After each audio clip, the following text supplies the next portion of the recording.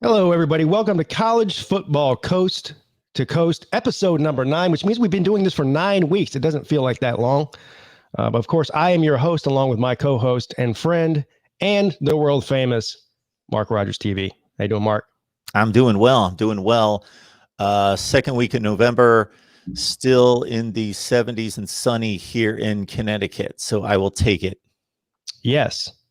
There must be a warm trend going on throughout the entire country. We had it in the 70s in South Bend this weekend for the Clemson game. You're saying it's 70 in Connecticut. Here we are, a couple of weeks away from Thanksgiving. You couldn't ask for better weather than that. Beautiful. I'm going to get done with this podcast and head out and enjoy some time. Even though I've got a ton of work to do, it's going to have to wait. Yeah, because it's next week. You're going to be in 6 feet of snow, probably. Something like that. Yeah, it's coming. What is up, Vandy Dandy? Wilkie's in the house. Matt Dummett, Clemson Carson, the Morgan Thomas Show. Hello, sir. And what's up, guys? Our buddy George is here. What would a show be without George in the chat? Byrick says 80s in South Carolina. Yes, it is. It's rather warm, actually. Bo Weevil is here. Jordan Bowman, Wizard Gaming. A bunch of people showing up here early. Well, listen, we have a lot to talk about. One of the biggest games, even if you're not a fan of either one of the teams, Clemson and Notre Dame, lived up to all of the hype and then some. Some people saying an instant classic, sort of like the game that happened in Death Valley in 2015. An instant classic, very exciting, comes down to the end. A lot to talk about there, obviously. And then we saw some other teams go down in embarrassing fashion, like Georgia, Michigan, and Miami escapes a nail biter on Friday night. Did you watch that one, Mark?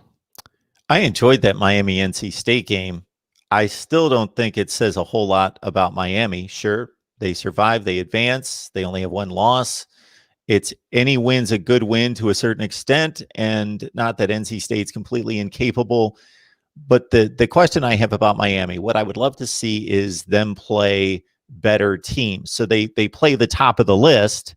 Clemson, they get throttled. They're clearly not in Clemson's league. But then everybody else they're playing is in that same bucket.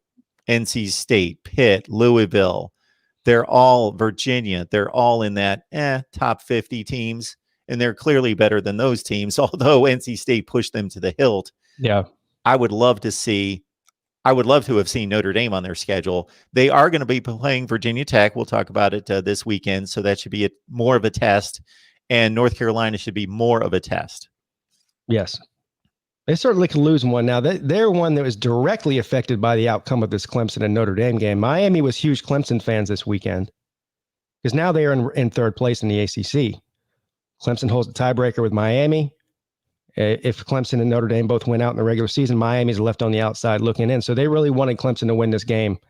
And listen, there's other teams other than Miami that really wanted Clemson to win this game. If you're one of these teams that's probably not going to win your conference, like a Texas A&M, somebody like that who's trying to backdoor their way into the playoffs, I think what you're likely to see now in the playoff picture is there's a possibility that 2 ACC teams get in now. Notre Dame could lose the ACC championship with that being their only loss of the season, and they would be seriously considered for that 4th playoff spot. So that win affected a lot of different teams other than just Clemson and the ACC in itself. Yeah, what did we talk about the entire offseason in terms of an odd college football playoff scenario? It always revolves around, well, the SEC could get a second team, the SEC, right. And then some people throw in the Big Ten. A Penn State could get a second seed or could get a second team from the Big Ten, and it's all focused on pretty much the SEC and or the Big Ten, the best opportunities for the ACC, and it's not even close. Yeah. It will be interesting to see how this plays out, but I got to say that the outcome, I enjoyed the outcome for this reason. I had no rooting interest, could care less. I just wanted to see a great game. I got that. Is that Clemson's been the team so much separated from everybody else for 5 years. that if they were going to go into Notre Dame, and even if they just won the game, even if it wasn't convincingly, it was going to be like, okay, well, Notre Dame, even with injuries on the Clemson side, can't beat Clemson, and Clemson's so much better than everybody else. But certainly if they would have gone in there and won 35-10, then it would have been a huge letdown as, okay, this is the same conference we see every year. But now this gives it a little intrigue, a little punch here, because Clemson's got to stay perfect, and they're going to have to win the ACC championship game now. Yeah. Oh yeah, they have to. Again, like I said before the game, an 11-1 ACC champ is getting in.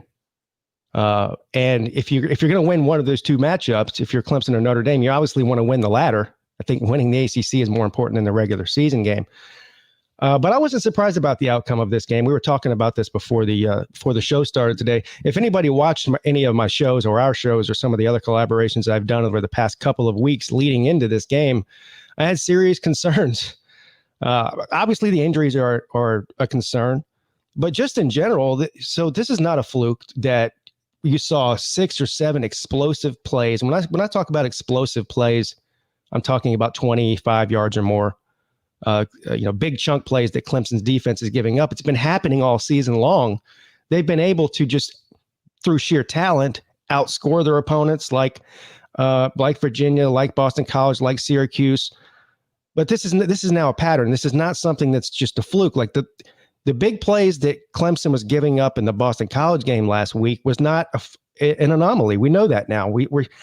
I said that what would have to happen is they would have to limit the big plays, force Ian Book to beat you with his arm. And guess what? Ian Book beat him with his arm. An average passer at best, I think most people believe him to be. And he was out there looking like Lamar Jackson when he was running. He was out there looking like Kyler Murray when he was throwing. He looked like he couldn't be stopped. So even if the Clemson has their key players, Skalski, Jones, Tyler Davis, back, and of course Trevor Lawrence, back for the ACC championships, provided that they don't slip up between now and then, which I don't think they will. I don't think there's really anybody between them and Charlotte at this point. If you look at their schedule, I don't care who's injured. But even if you have those guys back, you still have the same issues. Maybe you mitigate a little bit of the intermediate passing game that they've been getting eaten alive in, because the linebackers, Venables and Spector, are not really great in coverage. They got exposed by Notre Dame's tight ends, which is another thing I said I was worried about. So anyways, I wasn't surprised at all about the outcome. I do think the second game will favor Clemson if the guys are back that are hurt, but it could still be another nail biter. And if I'm drawing one positive or maybe two positives from this game, I'll try to keep it on the glass half full side right now. DJ Uiagalelei is a future star. He played out of his mind, almost 500 passing yards, no picks. The guy's just been playing great the past 2 games. And then, of course, Cornell Powell, with all of the injuries in the wide receiver core for Clemson this year, they're 3 top receivers, Ngata, Ladson, and of course, Justin Ross is out for the season. Cornell Powell has stepped up and just looked like a different player. I mean, he's looked like one of the best receivers in the country this year. Last week against Boston College, he had 11 catches for over 100 yards. He had some huge monster plays just to keep Clemson in this game against Notre Dame. He's been the story of the year on offense, and he's not getting enough credit, I don't think. So I saw him show up for the first time in the Boston College game, and I'm watching Clemson play 5 or 6 times a year. Yeah. And I see him show up, and I'm like, who is this guy? Because I'm thinking I know like 4 or 5 of their receivers. I don't know who this guy is. I look him up. He's a senior. Yeah. And so then I'm like, oh man, they are really, so this guy can obviously play to a certain degree, but he's not like some NFL prospect. I'm thinking if he's a senior and I've never seen him on the field. Now he's played, I looked up his numbers, but it's like 35 catches for his entire career. So I'm like, man, he got 11 targets. I noticed the stat against BC. He had 11 targets, 11 catches. So he didn't miss anything. They didn't miss any connections with him. And then he comes through with this big game against Notre Dame. Yeah, impressive. And DJ, I'm sure you even had it more than I did. Well, if Trevor Lawrence would have played, Clemson would have won. Well, we don't know that. First of all, I'm not buying into that. But how much better can a guy play? He threw the ball 44 times. He didn't get picked. He threw for 439. 70% completion percentage, 439, no picks, 2 TD pass.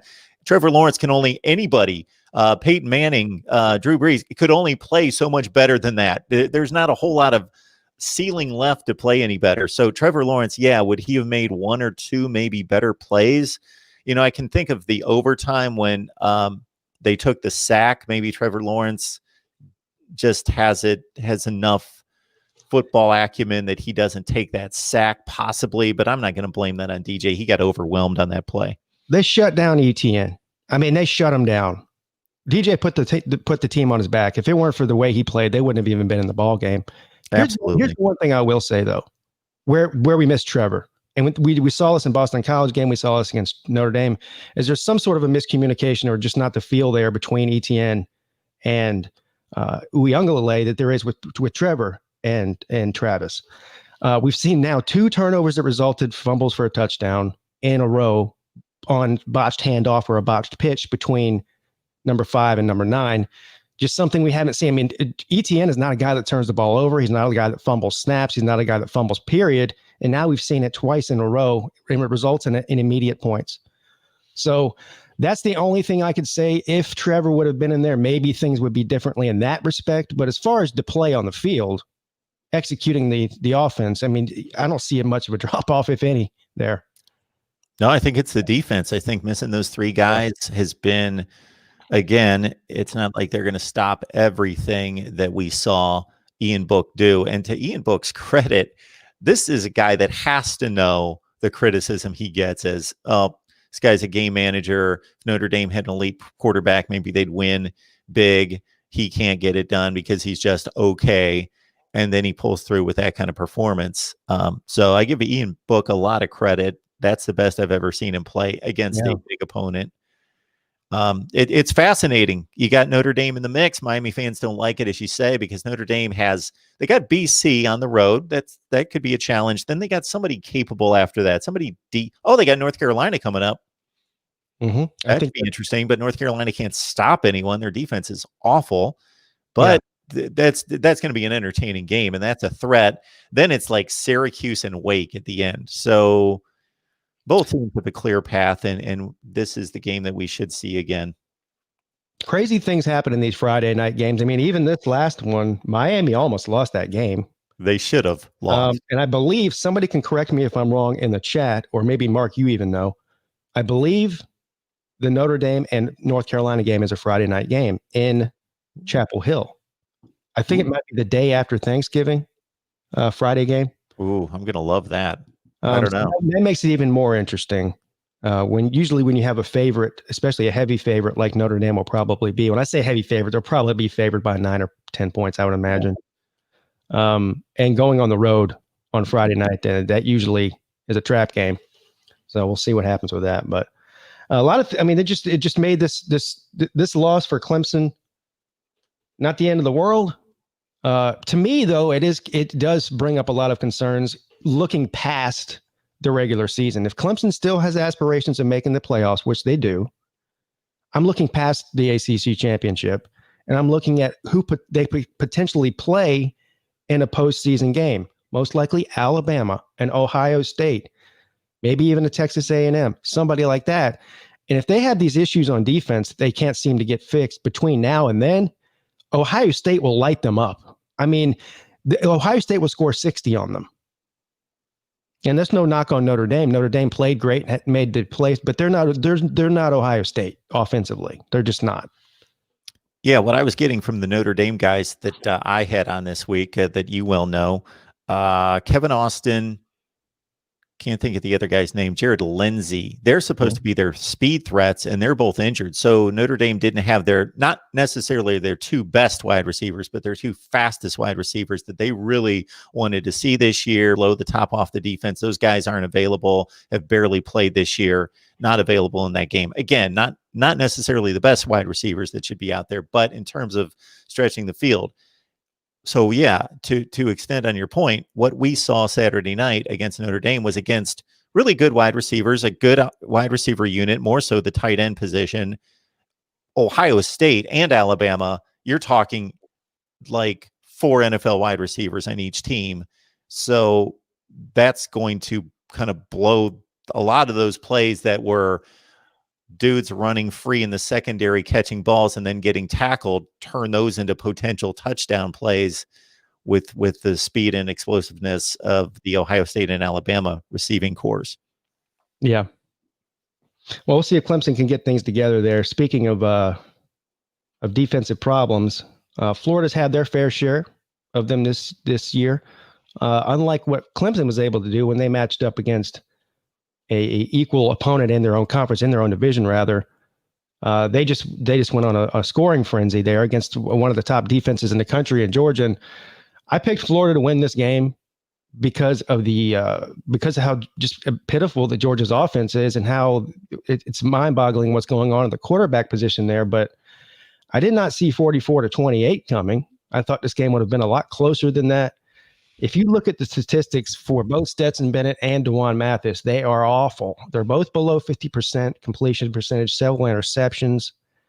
It's just mind-boggling what's going on in Athens right now, Mark. Pigskin, I got to take this opportunity to tout the Patreon page. So 16-4 against the spread. Good, man. 16-4 against the spread, everybody. We'll not talk about the previous week. We'll just talk about this week. 16-4 against the spread. I think I was 6-2 this weekend. That's nice. That's nice. That is definitely, you'll take that every time. Plus some. But yeah, like you, I not only took the 5 points with Florida, I took them straight up. And that took me some thought because I still think, okay, Georgia's got a better roster. What have they done the last 2 years? They just pound and pound away up front. And they're too good defensively and all that. But as much as Georgia fans and other people want to critique Jake Fromm, at least he was capable. He wasn't dynamic. He was capable. And so we saw going from capable, like a top 10 to 15 quarterback in college football, to I don't even know where to rate those guys that were playing. Stetson Bennett, like I thought he was going to be game manager, be able to maybe nurse them to an SEC title game. That's the way it looked for 2 or 3 weeks, but he should have been pulled so much earlier in that game. He was awful. And you can have every piece work on the offense. The offensive line do their jobs, the receivers. And if the ball's thrown like in the dirt or 8 yards behind the guy, then the quarterback, that's their whole problem. I hate to lay it at one guy's feet, and not that they didn't get torn up on defense, because they did, but Florida's offense is great. It's a top 5 offense in the country. But then they bring in DeJuan Mathis, and I'm not understanding really watching him, how he got to be like, you can see it with Uiagalelei. You can see, okay, yes, even if he makes a mistake or two, like if he would have come in against Boston College, and even if he made some mistakes, threw some picks, I would have been like, this dude's talented. You can see number 1 quarterback in the DeJuan Mathis. Like, he looks like an athlete who's playing quarterback. Yeah. He can't throw. It's ugly. And so I'm like, what is going on? They got a true freshman, Carson Beck, one of the top quarterbacks in the country. He's obviously not ready, and I get it. True freshman, probably not, even though we've seen it in the past. And I don't know what the mystery is on JT Daniels. Yeah, that's the real $1 million question there. What's going on with him? They cleared him. It's been a month now. They cleared him a month ago. And to your point last week when we talked about it, it's not like a Carson Beck, like a complete unknown. We know that he can play on this level. And was he great? No. But is he capable? Is he probably going to be Jake Fromm? Yeah. So Georgia might have won that game with Jake Fromm. They didn't need Justin Fields or Trevor Lawrence to win that game. They just needed a guy that could make almost all the throws. And the quarterback play was so bad. And they missed 4 starters on defense, including Richard LeCount, their top safety.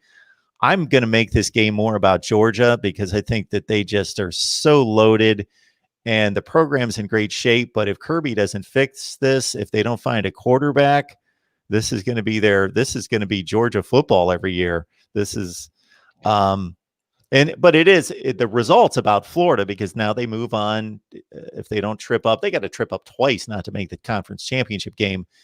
But in terms of the result, that had for me more to do with Georgia's ineptitude on offense and their injuries on defense than anything. I think at this point, if you're Georgia, you need to start thinking. And I don't know, 2 losses in the SEC, it's not that big of a deal, but the way that the numbers are falling, their season pretty much ended as far as any hopes of making the playoffs. I just don't see a path for them to do that at this point. So if that's the case, let's figure out what we're doing now for next season, because what you have is you mentioned Carson Beck, the true freshman, who by all accounts is a very talented kid. Nobody knows what's going on. Maybe he's just not ready to play, like you said. But then you have Brock Vandergrift coming in next year. Mm-hmm. We don't know what the situation, I guess, what DeJuan Mathis can come back.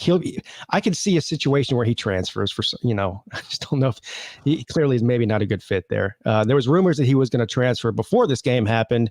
And then Kirby Smart talked to him and talked him off the ledge, and he decided to stay. Either way, for him, it doesn't matter because there's no, this doesn't count against anybody's eligibility this year. So he could say, all right, I'll stick around this year, but I'm out of here as soon as the last game's over, But where do you go from here? You've got to kick the tires on this. Let's see JT Daniels. Let's throw in Carson Beck and just throw him to the Wolves and see what he's got, man.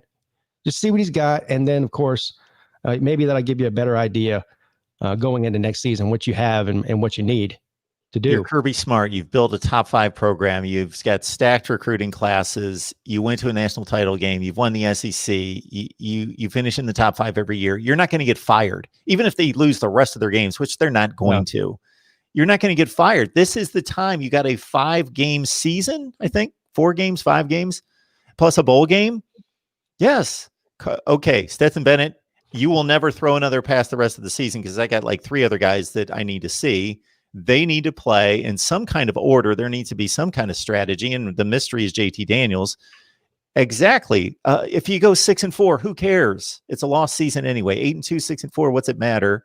You're not going anywhere. You're not winning the division. So yeah, either Kirby Smart, either they can't select a quarterback, which based on the recruiting rankings, these guys are all, except for Stetson Bennett, these guys are all top-rated guys. So I think if they're missing on their talent or in their top talent selection, everybody else would be too, because if DeJuan Mathis wasn't going to Georgia, he was going to go to like Ohio State or somewhere. So they must not be missing it there. They must not be able to. I can't imagine if DeJuan Mathis went and played for Lincoln Riley or Ryan Day that he would be as bad as. And I don't want to be too hard on him because it's only a second game for him. But he clearly just has some throwing issues. Yeah. Thank you, JT Brown. I forgot to mention, thank you for the donation. Of course, Mark and I depend on the donations to keep these shows going. So we appreciate anybody that takes the step to do that. Hey, man, I'm just glad Clemson is even able to play at all. Not making excuses. We weren't the better team, but we're up against a wall to be sure. I think I agree with all of that. I'm hesitant to. First of all, I don't like blaming injuries and things in a normal year, but certainly in a year where everybody seems to be dealing with not only injuries, but coronavirus issues, whether it's currently or at some point in the season. It's just hard for me to point and say, hey, this is the reason that we lost the game. But I'm with you. I'm just happy we're able to play it all as well. All right, moving on to another big story, and I don't know how many more weeks we can continue to say this is a big story, Mark, because it seems like we're repeating ourselves. But Michigan has hit a rock bottom, haven't they? I mean, I'm being serious now. It's like, yeah, okay, you lost to Maryland. You're 1-1 after playing Minnesota and Maryland. But then this past weekend was just now Indiana's a good team, clearly. But what are we talking about here, Mark? We're talking about now a 1-2 start for the Wolverines. Not good. Indiana, I know people feel good about Indiana. It's a great story to talk about. They're 3-0. Okay, they fluked into a win against Penn State. It was fair and square. They took advantage of the opportunities, but they weren't the better team on the field. Credit them for the win. They beat Rutgers. Okay, Rutgers is still horrible, but they're better. So Indiana beats Michigan. And they beat them decidedly. They beat them by 17 points. I watched almost every play of that game. Indiana was a far superior team. I couldn't believe I was watching top 10 recruiting classes against like top 50 recruiting classes because Indiana athletically looked better. man, Michigan's a demoralized team. And I'm not the guy, Pigskin, that tries to get in players' heads. I'm not the guy that says, that should be a kick in the rear and that should be a pat on the back, or trying to predict and conjecture on what people are thinking, or if that team's confident or that team's not confident. I hesitate to make those kind of comments. But with Michigan, they look like they're not confident. They're not sure. They look just, they ran for 13 yards. Mm. They had 4 highly recruited, capable running backs who tore through Minnesota in week 1. They had 18 carries for 13 yards. Their secondary's awful. Yeah. Awful. They get burned, or they got to hold and grab everybody. They can never make a play. That's the most shocking thing to see. It's like a reverse of what we've seen for the past 4 years in Ann Arbor. They've been surviving on a dominant defense and had questionable quarterback play. I don't think you can blame any of these losses that they've had this year on the quarterback. He's not perfect, but I'm not blaming him at all. He's the last place I'm looking. I did a Michigan post after the game because I watched the game. I went through every positional unit. I blamed it on every other, like every positional unit played poorly, except maybe the wide receivers played pretty well. Every positional unit played poorly. Milton didn't play great. He started to make mistakes. I'm sure you're going to press down 2 or 3 scores in the fourth quarter, but he didn't play poorly. It was they're so in such a funk that their defensive linemen, and we're not talking about first-time starters. We're talking about veteran guys who are going to play in the NFL. Like, their defensive line stacked. They all came back from last year, all really good players. They just kept jumping off sides. They gave away so many third down conversions by jumping off sides that it got to be like laughable. The announcers were laughing. They were like, how has this happened? Just watch the ball. You guys have played like 30 games. And at one point, I think it was Kwity Paye, he jumps off sides. Again, they give Indiana a first down, jumping off sides. He walks to the sideline. Jim Harbaugh, instead of chewing him out, and again, this is where I don't try to get into the coach should handle it this way. It was almost like he was consoling like a 7-year-old. He kind of hugged him and patted him on the back. I'm like, this guy just did this for like the 3rd time. Yeah. It is. Do you think it's a coincidence, Mark? If you look at teams like Michigan, Ohio State, Clemson, there's been Florida, teams that typically on any given year have a top 10, top 5 defense, suffocating defense. A lot of these teams don't look as good defensively as they normally do. Is that a coincidence, or do you think that has anything to do with the way that the year has played out with coronavirus and all the protocols and not hitting prior to the season and practice and all that? I mean, I don't know. It may just end up being a coincidence, but it just seems to me like a lot of these teams don't look near as dominant defensively as they normally do. Yeah, I think it's the wave of the game, the trends, the spacing, the sets, and just what we've seen in recent years that's become the norm for everybody to run high tempo, up tempo, and spread formations that just put so much pressure on the defense. And every defense, even if you recruit out of your minds, only have so many guys that can cover a 5 wide receiver set. So I think that's part of it. But I do think that it's the off season, because right out of the gate, we saw Navy come out onto the field and couldn't tackle BYU. And Navy's not that bad. They've shown that since then, now that they are practicing, and they got blown out 55-3. And it looked like a JV against a varsity, and it was so bad. But I do think that has played into it, and the coaches have said that. Yeah. Slim Shady Canes, thank you for the donation.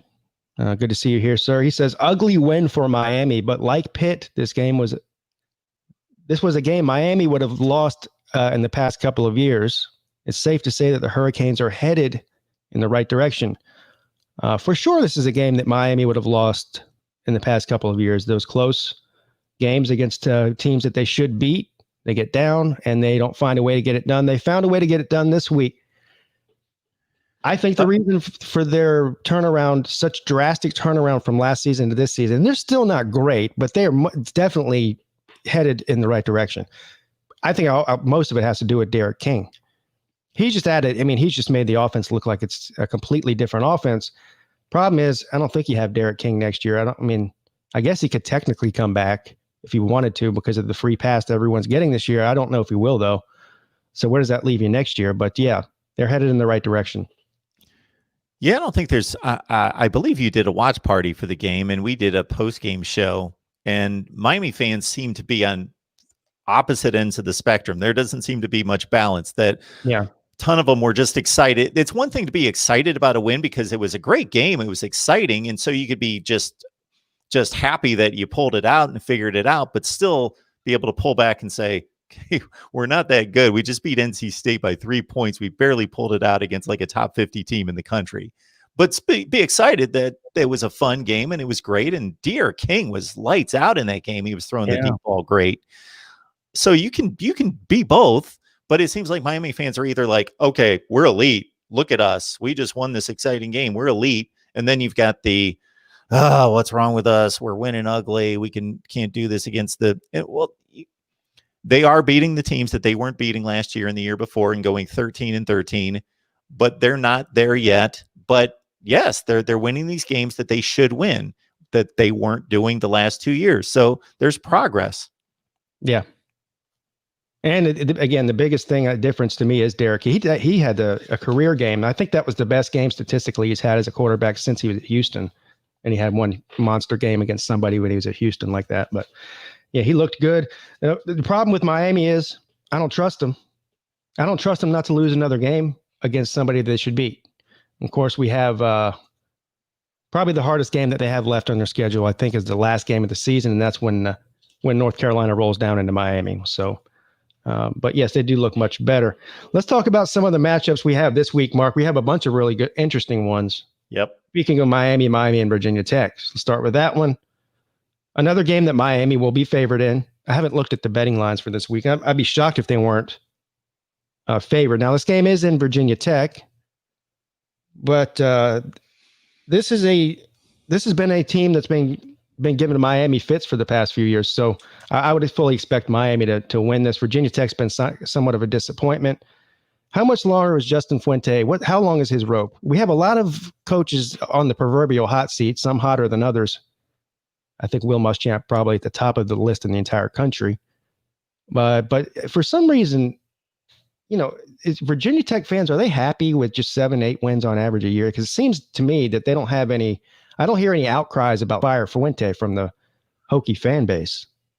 You would think after what Frank Beamer did, and I know that the last 5 years under Frank Beamer wasn't great, but starting in the mid-90s, that was a top 10 program for a good chunk of that. You would think that they would be wanting somebody to get back in there that's going to win 10 games, compete for the ACC like they did for years and years and years. Instead of this 7-6 kind of program that they've been for the last 5, 6, 7 years. I know not every year, so somebody don't jump on me. I know they went 10-3 one year and went to the ACC championship game. But basically that's what they've been. They lost to, I went back because somebody was throwing the football power index at me because I made some comments and the football power index says this, Mark, so you're wrong. And I went, oh yeah, the football power index. And I grabbed it because when I did my game by game predictions, I put down my percentage versus the football power index and went through it. And I started just ripping the thing to shreds on how inaccurate it is. And I'll apply it just to Virginia Tech because I could go on for an hour about how bad it was. Virginia Tech had a 94% chance of beating Liberty. 94%. So, yeah, they can't lose games like that. Liberty's a nice story. They're undefeated. They're ranked. I even ranked them, even though they're not the 19th best team in the country. They're just not. Yeah.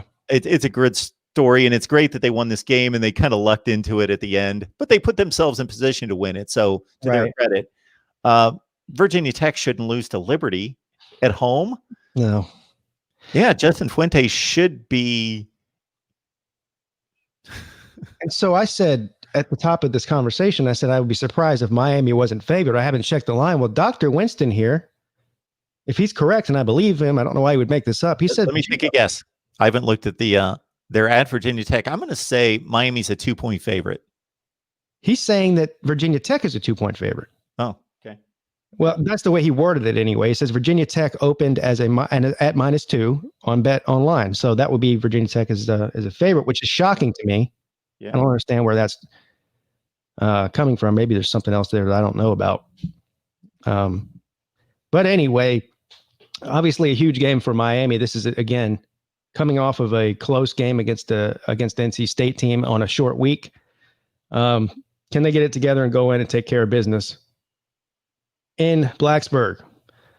Georgia and Missouri. Now, again, we talked about how Georgia's season mathematically, whatever aspirations they had of making the playoffs is over, but the season's not over as far as they can still make it to a New Year's Six bowl game and go out and play a top quality team and hopefully beat them and go out on the season on a good note with only 2 losses possibly.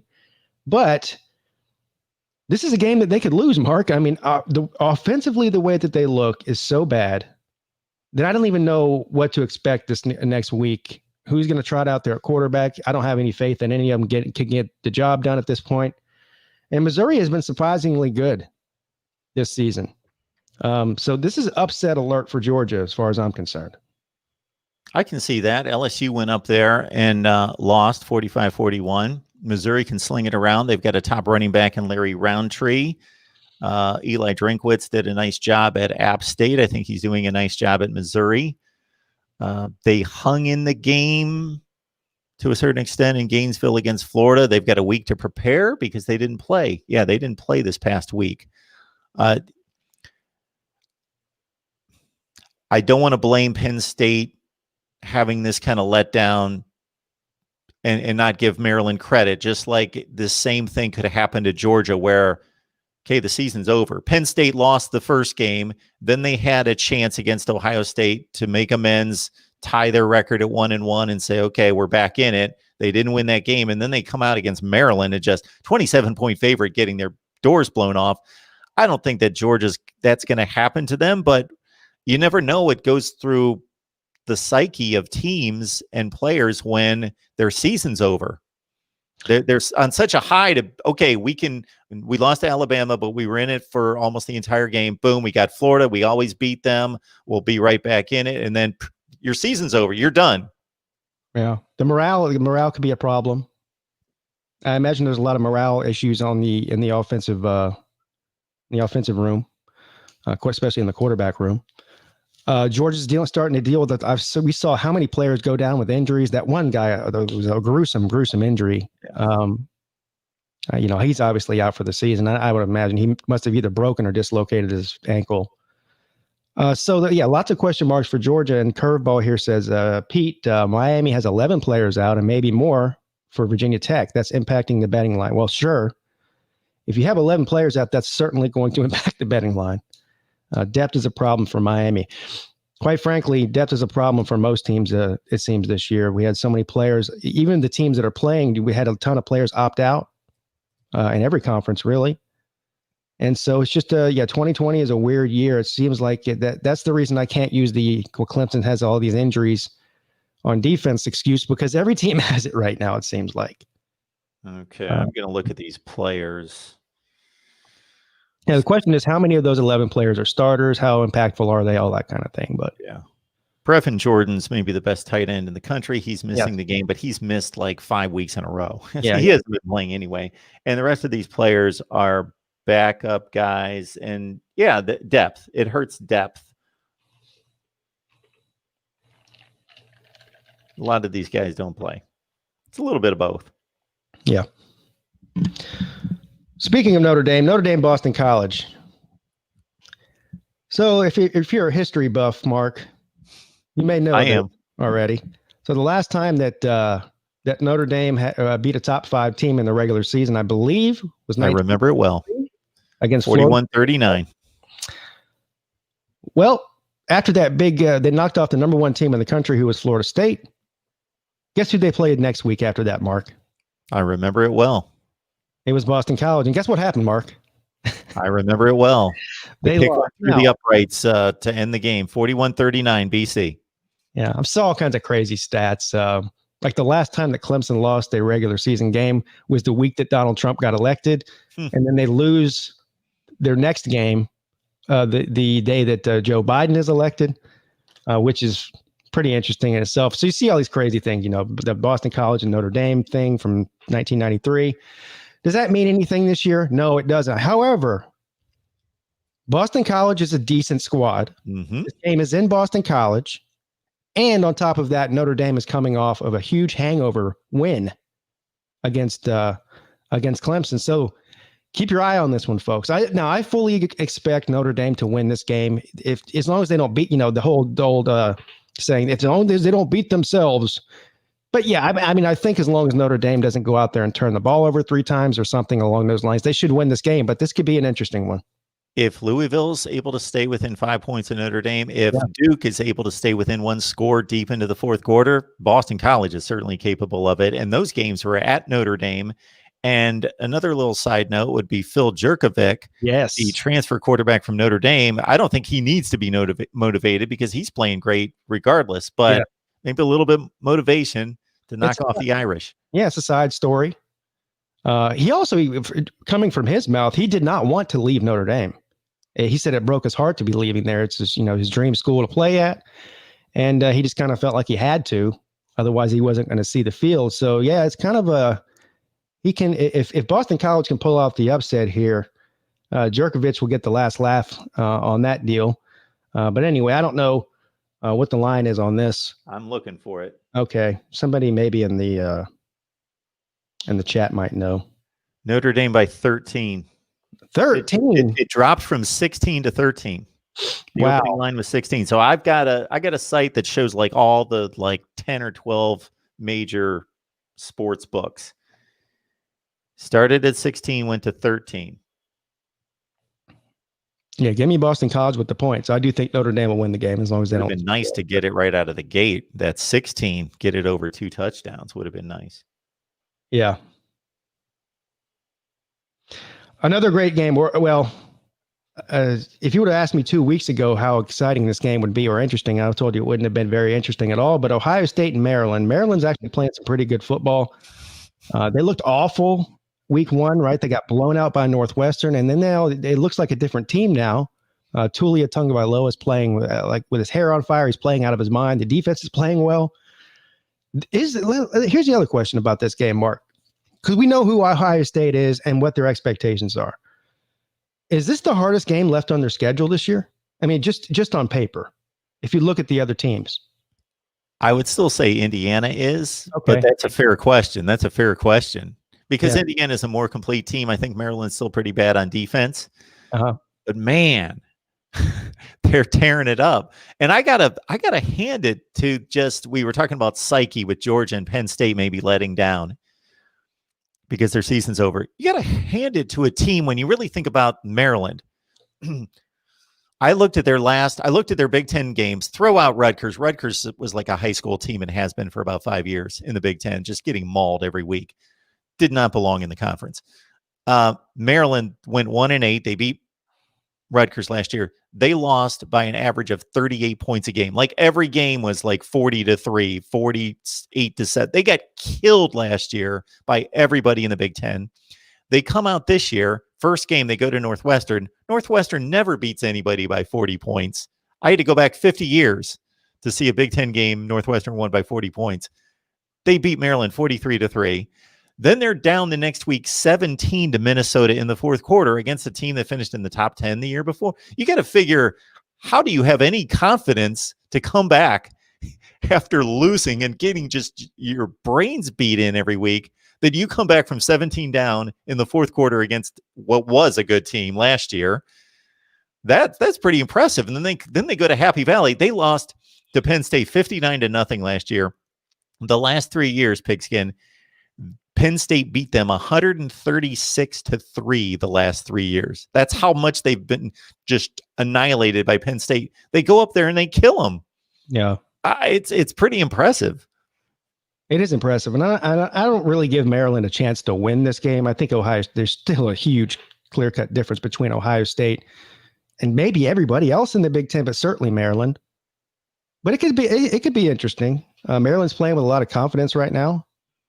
And turnover here or there. It might be closer than people think. Do you know what the line is? I'm interested in all these lines. Now, Ohio State is one I'm always interested on the line because they cover like 90% of the time each week. I'm going to guess it's somewhere in the 20s or low 20s, maybe around 21, 20, 23, something like that. Yeah, I'll keep looking for it. No big deal. I think Maryland's going to score on it. Shoot, my computer did one of those, where it was right there and then it jumped. I think it was 27. It's 27. Yeah. Under 4 touchdowns, I still might take Ohio State. They tend to cover more than they don't. They didn't this last week against Rutgers. It was a 38-point spread. Pretty high even for them. Maryland's going to score some points in this game. I think they're going to. It's going to be interesting for a while. I think they could give Ohio State a little bit of a scare. They're at home. 2 years ago, people will remember this. Maryland was throwing the ball in the end zone on a 2-point conversion to beat Ohio State. 52-51 game. That game was crazy. Haskins had to throw for 500 yards, and Ohio State put up like 700 yards of offense, 52-51. And that's an Ohio State team that then went and just killed Michigan, Northwestern in the Big Ten title game, won the Rose Bowl, finished number 3 in the country. Yeah. So want to keep an eye on. Yep. Alabama and LSU. Sounds good. Sounds good on paper. If somebody woke up from a long nap from last season, and they saw what was going on right now, they'd be shaking their head. Wow. I think there'll still be a lot of eyes on this game just because of the 2 names. But I don't even see this being close. I mean, LSU are they the worst defending national champion in your life? I think so. Yeah, I can't come up with another one. I didn't go like year to year to year to year, but I've heard that thrown around a little bit. And the only thing I could come up with was teams that went to national championship games that kind of fell apart the next year. Yeah, right. But I couldn't come up with a national champion that has been this bad coming back. I will have to really dissect that one a little bit more. But and the thing is I thought, sure, they came out against Mississippi State. They lose. It was easily determined they're not going to contend for anything. But then when South Carolina was playing some decent football, they just beat Auburn. LSU killed them a couple weeks ago. And I thought, okay, they've rewrited the ship where they know that they're decent. We can be good and let's finish out the year and they're going to be competitive. Then they go to Auburn and just get trucked. Yeah, what's the line on this one? I don't know, but Alabama, to me, it looks like the clear-cut best team in football. Now, Ohio State, we haven't seen. I guess we just haven't seen a big enough sample size for them yet. I agree. It just looks like the team that has the least amount of flaws on it. I agree. Totally agree. Alabama's the best team right now. 25.5. 25.5. See, that tells you all you need to know. Just where LSU is, and it's not saying much about Alabama. Alabama's who Alabama normally is. Yep. It's just LSU is just next level disappointing, and I don't believe that'll last forever. I think it is sort of an anomaly this year. I mean, I don't think you're going to see a team like this bad LSU next season. But they have some issues to iron out for sure. To your point, Pigskin, think about how good Alabama is. We're talking about Texas A&M running the table, being a playoff contender, and Alabama beat them by 4 touchdowns. Yeah, right. There you go. That's why you can make a case for A&M. I mean, it'll be interesting at the end of the year.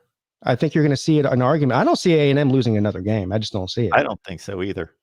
And that's just an extremely interesting situation of whether or not they would be considered to be one of the 4 best teams. That's what we're supposed to get, right?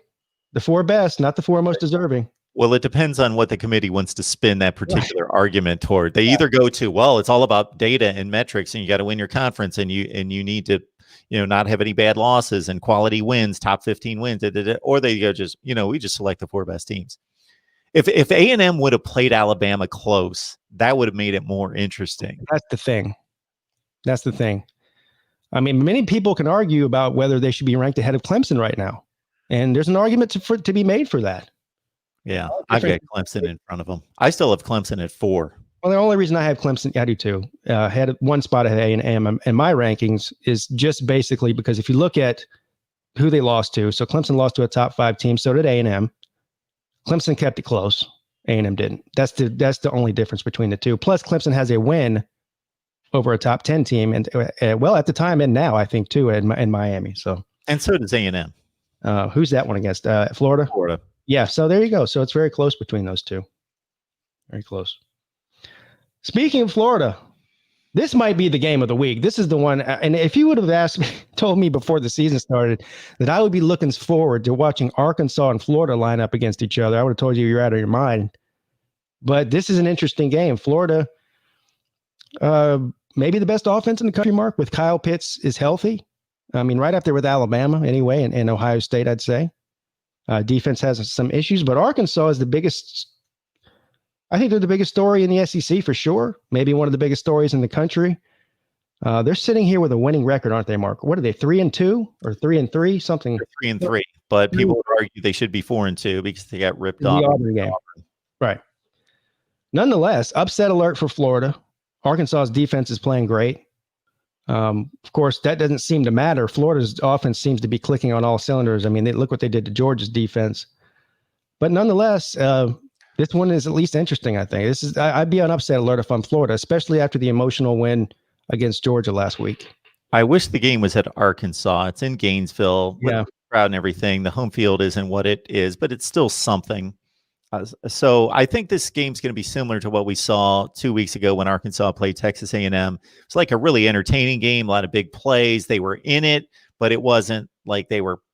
It was like 42-31 final. They were in it. They had a chance, but they weren't. It wasn't real close. And I think Florida's going to win that kind of game. Captain Tripp says Arkansas is about to get smacked. Pete, well, he's a Florida fan. And believe me, I'm not picking an upset here. I'm just saying this is one to keep an eye on. You know, I don't think that as crazy as it sounds, I just don't think Arkansas is a team you just walk in and expect to beat anymore. They have. I don't think so either. Yeah. If we're done or you got any more games, I bet I'm going to pick one game and we don't have to talk about it extensively, but because I've got next to nothing to say except for I bet hardly anybody's going to care to watch this game, but it's very important. Go ahead. Northwestern, Purdue. 3-0, 2-0. Wow, yes. And we don't know the situation with Purdue. This game is it in jeopardy of being canceled? I mean, I guess every game's in jeopardy of being canceled at this point. But we still don't know about Rondale Moore. Is that still a mystery? Or what is going on? Mystery. This is the mystery of the century. I'm not even sure the guy's on the team anymore. Let me see. But anyway, I guess that does matter. But yeah, so Northwestern was awful last season.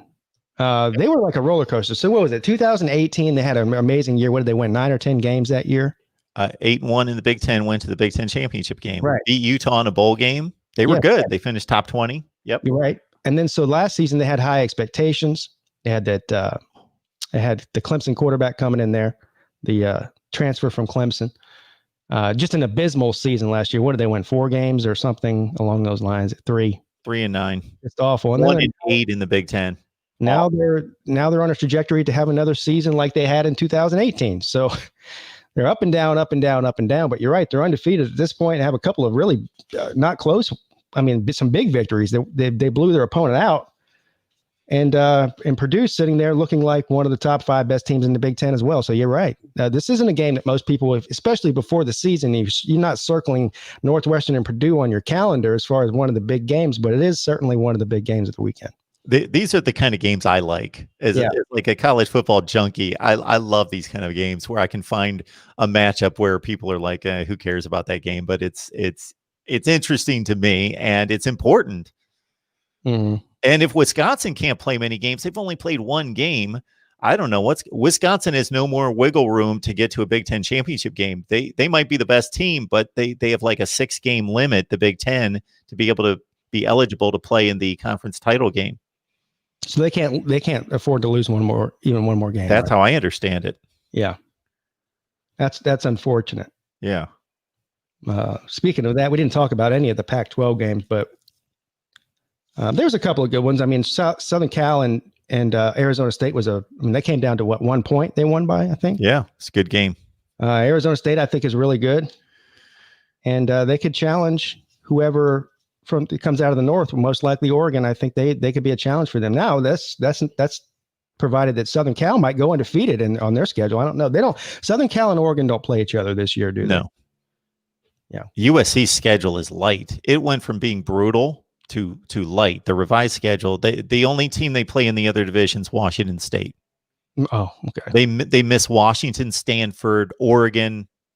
Yeah. Right. Thank you, Bears, Cubs, Canes, for the donation, sir. He says, I'm late to the party. Have a drink on me, guys. I will. A little bit early for a drink, but cheers for some water. Absolutely. Well, yeah, here's my water. And you guys, if you get in here late, obviously the video is going to post in about 15 minutes. You go back and you watch what you missed. There you go. That's the beauty of YouTube. Even if you come in late, you can always go back and rewatch what you missed there. And for anybody who's wondering, if you did come in late, we spent the first maybe 10 or 15 minutes of the show going over the Clemson and Notre Dame game in depth. So if that's what you're interested in seeing, if you're a Clemson fan or a Notre Dame fan and you missed that part, then just watch the first 10 or 15 minutes of the show. Anyway, of course, the entire show is great, Mark. Of course. We don't just isolate it to one small spot. Keep moving the bar up and up and up. And if you want to hear us rail on Kirby Smart for a while, you can rewatch that as well. Yeah. Anyway, so some great games coming up this weekend. The last one we'll talk about here briefly. We said about Wisconsin and Michigan before the season started. You say maybe this is a play-in game for Wisconsin to get into the Big Ten championship. Now we're not even looking like that's going to be possible. And Michigan has just looked so terrible that it's a head scratcher. This game is not as interesting, I don't think, as it should be. It's probably more interesting to see how Wisconsin rebounds after that amazing performance they had in the first game of the season, and then to just lose 2 weeks in a row. How can they rebound from that? That's the biggest story here, I think. If Wisconsin's healthy and they've got their team together, I don't know what the deal is at quarterback, or if they're still going to be down to their 4th-string quarterback. But let's say they're healthy. Graham Mertz, the Elite 11 guy, is back on the field, who hit 20 of 21 passes for 5 touchdowns against Illinois. I think Wisconsin, if they're healthy and, again, they can finish out their schedule as a team and they have no more issues in that direction, I think they're most likely the second best team in the Big Ten. I'm still not buying Indiana or Maryland, I think it's still Wisconsin. I would agree with that. Indiana has the resume right now to make a case that you're wrong, but I think in the end it'll all come out in the wash. And not that Indiana's a bad team, but I mean, I have them ranked in my top 10 this week just because where else do you put it? I do too. They've had a couple of decisive wins there, so you got to put them up there. But Sippy's Sports Show says, I'm a first-time listener here. Well, all right, well, that's great. We like to have first-time listeners. Make sure you hit the like and subscribe button. Of course, this is my YouTube channel. Mark and I do this show every single Monday at noon together. But Mark has his own thing going on as well. Several things going on. Mark, let's go ahead and let everybody know where they can find you other than here every Monday at noon. Yeah, we'll stick to one thing. Just lock it in at Mark Rogers TV. Head on over there. Check out the videos. Even if you don't want to subscribe right away, check out the videos. Just check out what we do. But if you do hit the subscribe button, then you turn on that notification bell and you know when we're going live, which is every day, sometimes multiple times a day, call-in shows, team-specific live shows, Nebraska, Ohio State, Florida State, Miami. So jump on in and see what we got. Yvonne Farrington says, good day listening from the Bahamas. Well, I'm jealous now, officially. Yeah. I was bragging about 70 and sunny, which I'm still grateful for, but I don't know if I would be able to have the motivation to even work if I was in the Bahamas. Like, how do you live down there and work? I mean, I'd be fired. I'd be playing hooky every day. Maybe it just becomes so part of your lifestyle that this is like, okay, yeah, right. 85 and sunny again.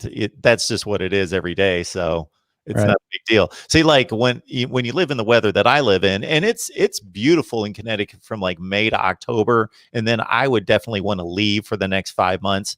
But you cherish, especially when it gets this time of year. I'm headed out to spend time outside because I know it's going to suck for the next 3 months. So I'm going to take advantage of this. If you live in the Bahamas, it's like this all the time. No big deal. Like I dated someone who lived in Southern California. It was beautiful all the time. She didn't necessarily think. I was like, don't we need to take advantage of this day? No, it's like this every day. It doesn't matter. So Yeah. let's go to a movie. It's 80 and sunny. We'll go to a movie. Who cares? Because it's going to be 80 and sunny tomorrow. Yeah, you get spoiled. I'm certainly spoiled living in the South here. We have the opposite problem here. I tell people it's beautiful here year round, except for the summer is so brutally hot. Yeah. It's the opposite of the North where it's brutally cold, and then the rest of the year is nice. So if you get through June, July, and August here, the rest of the year is great here. So, but anyway, I guess that'll wrap the show up for today, guys. Thank you all for stopping in. Again, hit the like button, hit the subscribe button. Of course, we want to especially thank all of the people who sent in donations through the super chat. We could not do the show without you. Any last words, Mark? I just think the college football season and this whole college football playoff, obviously we get new information every week. It's going to be fascinating to see it continue to unfold for us. And I will say in response to something said in the chat here, I'll put it up here. Muschamp will be the D coordinator for North Carolina next year. I hope you're wrong because I hope that South Carolina signs him to a lifetime contract with no buyout clause. All right, guys. We'll see you next week. See you later, Mark.